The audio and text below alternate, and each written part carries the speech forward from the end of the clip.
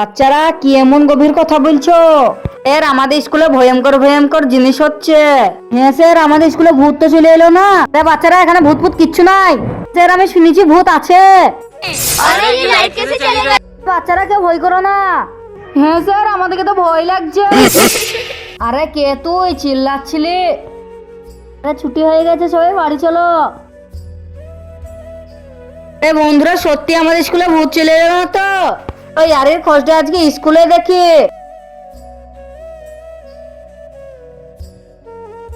ও মা গো,